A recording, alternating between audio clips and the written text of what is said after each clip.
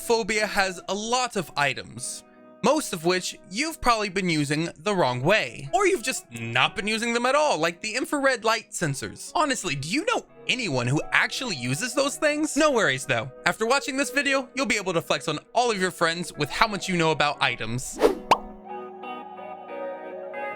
Hello and welcome to the dojo. If you like talking about game design, game tips, or just having a good laugh, you have come to the right place. Recently, I've gotten into Phasmophobia, and I've noticed there's not a lot of good videos out there to help players with the game. If you're looking for some awesome tips, tricks, and guides to Phasmophobia, make sure you hit the subscribe and bell notification buttons. I'm looking to get a video out to you guys every week, and you won't want to miss it. And on top of that, if you ever want to ask me questions live or just hang out with an awesome community of nerds, you can always hop on my Twitch channel every Friday and Saturday evening, link in the description below. Cool, now that all the new people are caught up, let's talk about the items. And I'm gonna be honest, after writing up this script, I've realized this might actually be a long video, so I probably will be putting timestamps to help you guys out. First and foremost, I must clarify that this video will not be covering the core items used for core pieces of evidence. This means the EMF reader, the book, the spirit box, and anything else that you generally start with. If you guys do want me to make a video on those items, do let me know in the comments below. Instead, we're gonna be talking about the items that you have to buy and bring on a hunt versus the ones you just start with. We'll be going over what they're used for,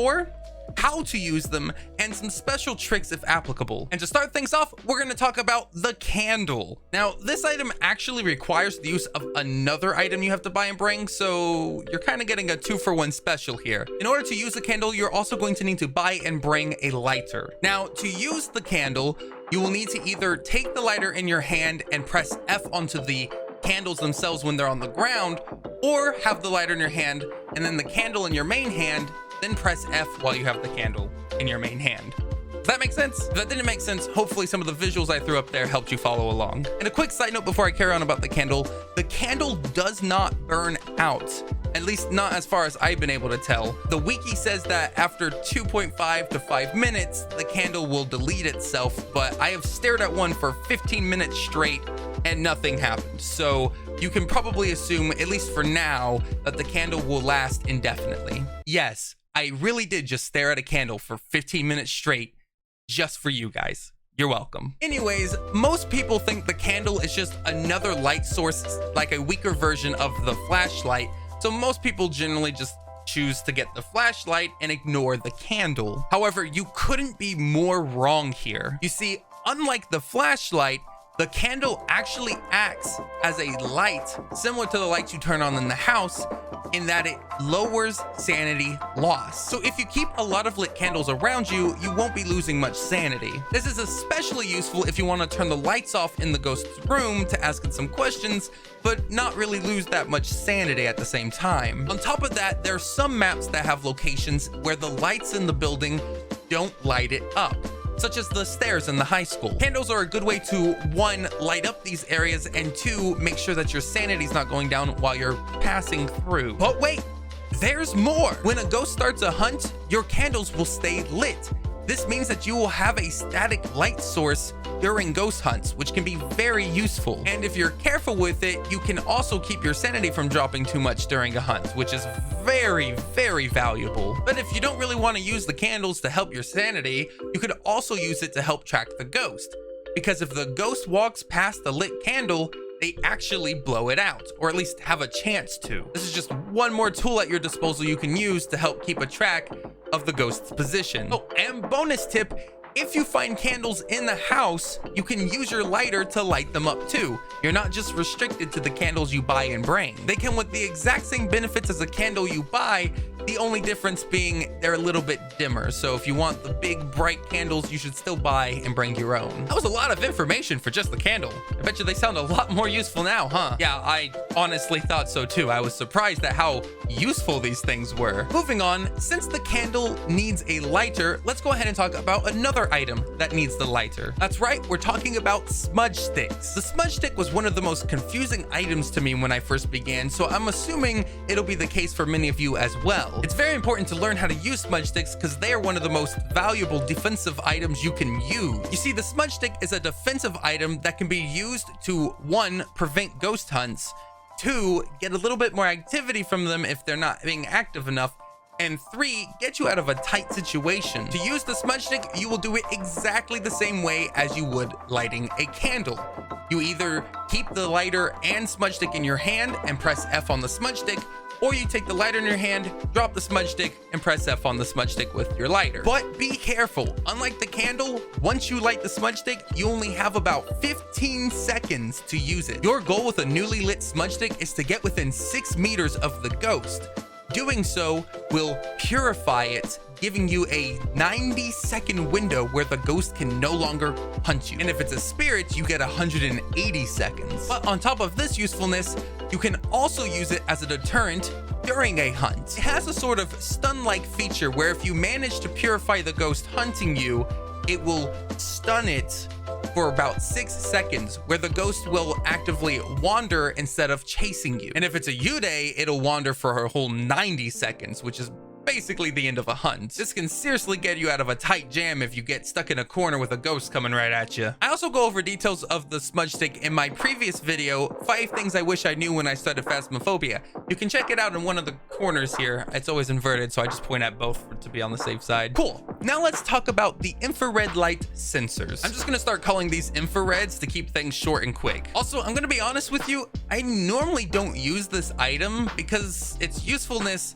honestly is more valuable to newer players than more experienced players. But that being said, they still have their uses, so let's go over them. There are 2 things in particular you can use infrareds for. The first and obvious is to keep track of the ghost's position. If the ghost walks past an infrared sensor, the light will go off and you will be able to tell if the ghost has walked past it, assuming you're looking at it, that is. But its second use most people don't know about is you can use it as a sort of waypoint indicator. Since it doesn't need any power from the building, as soon as you walk past it, it'll give you light in a small area where you placed it. Therefore, you can use it whenever the breaker goes out to help find your way back in dark spaces.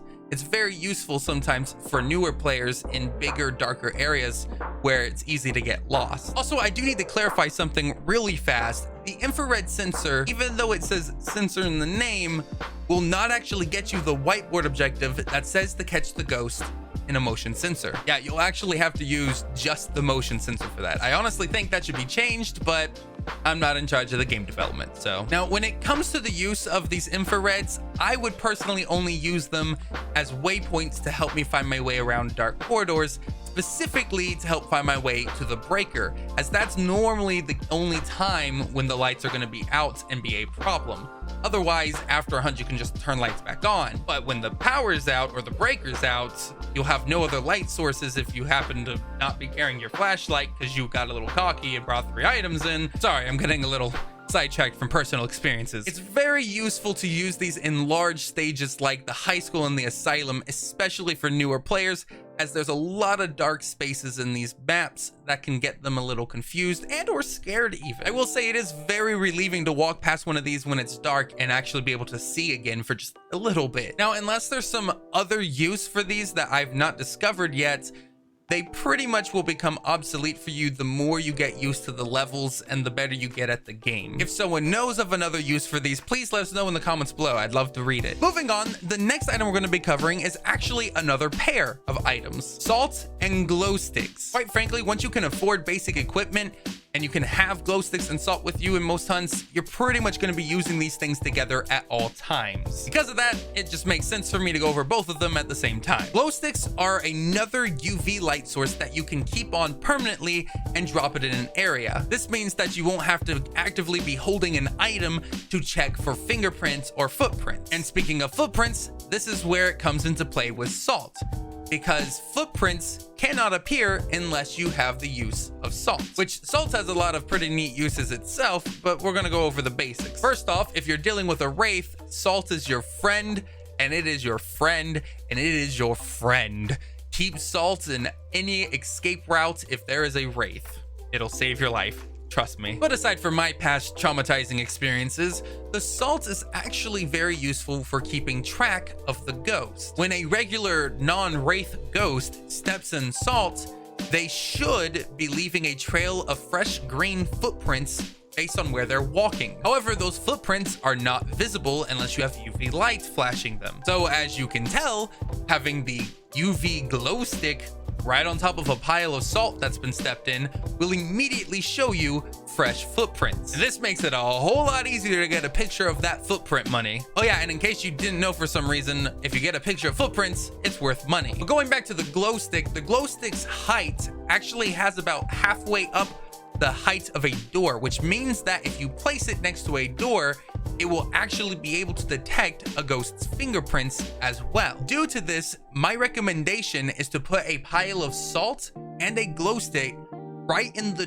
doorway of the ghost's favorite room. By doing this, you have a glow stick checking for both footprints and fingerprints on the door at the exact same time at all times. And because the doorway is a narrow pathway, the ghost is more likely to step in the salt, making it easier to track and get those footprints. Now onto the Parabolic Microphone. This item honestly confused me when I first used it, and it kind of felt useless.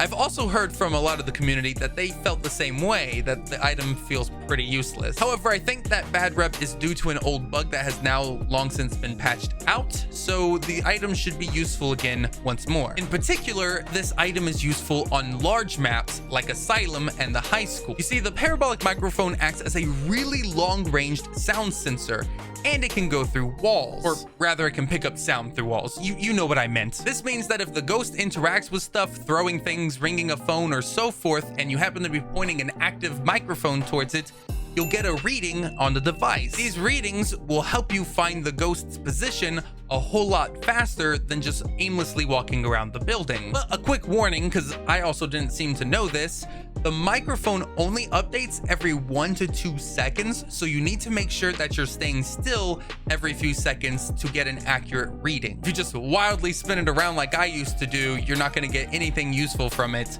and you're wasting an entire item slot. Anyway, speaking of sound, let's talk about the sound sensors. These wonderful devices function very similar to the Parabolic Microphone, with the key difference being you can place them like you can motion sensors or the infrared sensor. But in this case, you're placing it down to catch sound. Sound sensors can be very useful on large maps by placing them in the furthest reaches of the building right off the bat while you still have high sanity or setup phase.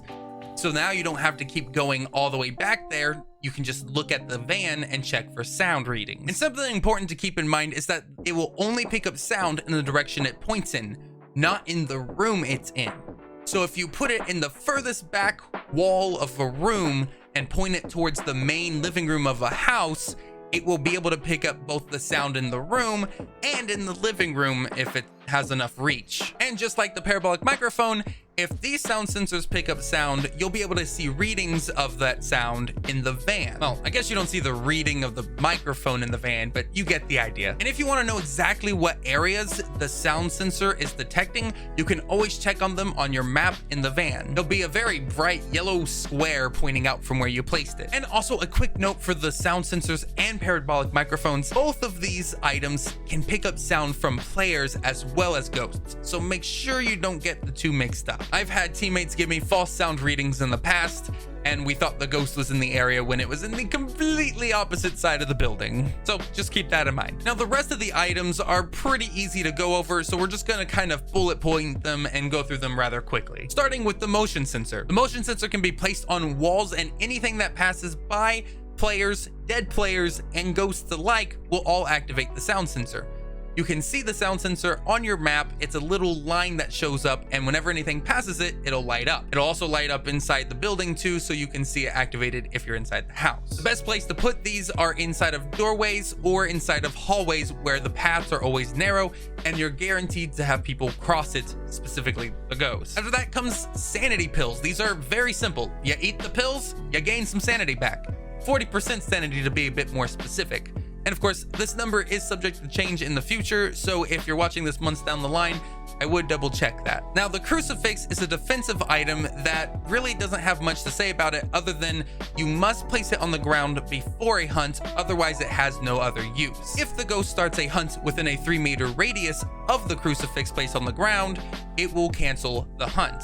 And something to keep in mind is that the crucifix will not alert you when this happens. So unless you have an objective on the whiteboard saying stop a hunt with a crucifix, you're not going to actually know if you succeed or not. And the last item worth noting is the thermometer. Most people know to use this to check for freezing temperatures, but the specific number you're looking for is below 3 Celsius. And yes, I know that's not technically below freezing, but according to the game, that's low enough for the evidence to be true, as it will be. So if you can't get your thermometer to go below 0, but it's gone below 3, you can safely say there's freezing temperatures. This felt pretty long to record and the script looked really long, so I hope this wasn't too dreadful. Now, as I'm still learning about these items just like you guys are, there's probably a lot of useful tricks that I missed. If you guys happen to know of any of those tricks, please let us know in the comments below. I'd greatly appreciate it. And if you want to prevent ghost hunts in your next mission, make sure you hit the like button. It is proven to prevent ghost hunts. And one more time, in case you did forget, I do stream every Friday and Saturday evening, link in the description below. So if you ever want to ask me questions live or just hang out with fellow Phasmo nerds,